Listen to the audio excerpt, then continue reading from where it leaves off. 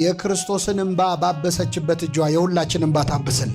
ሰው መንፈስ ቅዱስ ሲሞላበት እመቤታችንን ነው የሚያመሰግን። መንፈስ ቅዱስ ሲሞላበት ከግድግዳ ጋር አይጋጭም። መንፈስ ቅዱስ ሲሞላበት አይንፈራፈርም። መንፈስ ቅዱስ የሞላበት ውዳሴ ማርያም ነው የሚጮኸው። ወደ ኤልሳቤጥ ቤት የመጣች ድንግል ማርያም ወደ ሁላችን ቤት ትምጣልህ። ይኸውልህ መንፈስ ቅዱስ ሲሞላብህ እኔ ማነኝ ድንግል ማርያምን ስሟን ልጠራ ትላለህ። መንፈስ ቅዱስ ሲርቅ ደግሞ ድንግል ማርያም ማናት ትላለህ። መንፈስ ቅዱስ የራቃቸው ሰዎች ማናት ይላሉ። አቤት በሰማይ ማን እንደሆነች ለማየት ይርዳቸው እግዚአብሔር። ዮሐንስን ያስደሰተች አምላክ ሁላችንን ደስ ታሰኘን። በእውነት ድምጿ ሐዘን ያስረሳለካ ደስ አለው። በቃ ማርያም ማርያም ብለን ተወልደናል። ገና እስከ ምጽአት ድረስ ማርያም ማርያም እያለን እንወልዳለን። እግዚአብሔር ክብር ምስጋና ይድረሰው። በእውነት እኔ ደስ የሚል ዜና ልንገራችሁ። የድንግል ማርያም ሐሳቧ ድንግል ሆኖ መኖር ነው። እግዚአብሔር ሐሳቡ ከሷ መወለድ ነው።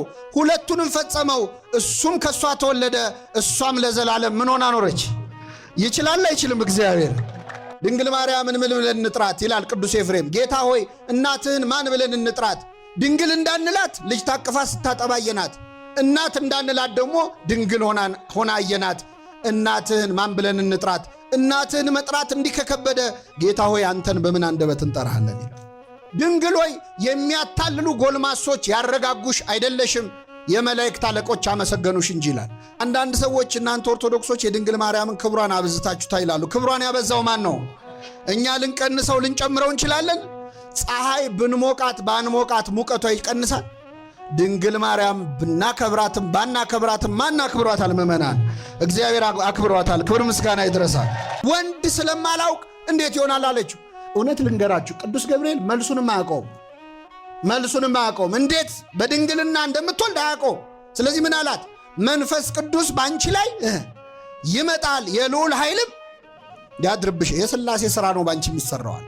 አዎ ጥያቄ በጣም ሲበዛባችሁ ለእግዚአብሔር ምን የሚለው የለም ትላለ። ጸበሉ እንዴት ያድናል? እምነቱ እንዴት ያድናል? ሥጋው ደሙ እንዴት ይለወጣል? መስቀሉ እንዴት ኃይል አለው ሲሏችሁ ለእግዚአብሔር በሉ። ይህን ካላችሁ በኋላ ሰዎች ጥያቄ ከቀጠሉ እነዚህ ሰዎች በእግዚአብሔር ስለማያምኑ ጊዜያችሁ እንዳታጠፉ። ቅዱስ ዮሐንስ ዘደማስቆ ምን ይላል? ድንግል ማርያም ስትወልድ አላማጠችም፣ ምጥ አላየችም። ስትወልድ ያላማጠችውን ምጥ ግን ዓርብ ዕለት አምጣዋለች። ተጨንቃለች። እግዚአብሔር ባሪያው ስትሆን እናቷ አደረጋት። እሷ ደግሞ እናቱ ስትሆን ራሷን ባሪያ ብላ ጠራች። እንዛ ዓመቱ እሞረሰያ ይላል ቅዱስ ያሬድ። አባት ሆይ የዕለት እንጀራችንን ስጠን ለምንለው አምላክ እኮ የዕለት እንጀራውን የሰጠችው ድንግል ማርያም ያጠባችው ያሳደገችው። ባለቀሰ ጊዜ በቤተልሔም ግርግም ውስጥ በግዘ ሕፃናት እንደ ሕፃናት እምባውን አፈሰሰ። ባለቀሰ ጊዜ እምባውን የጠረገችው ማነች? ቅዱስ ቅዱስ ቅዱስ እያሉ መላእክት የሚዘምሩለትን ልጅሽን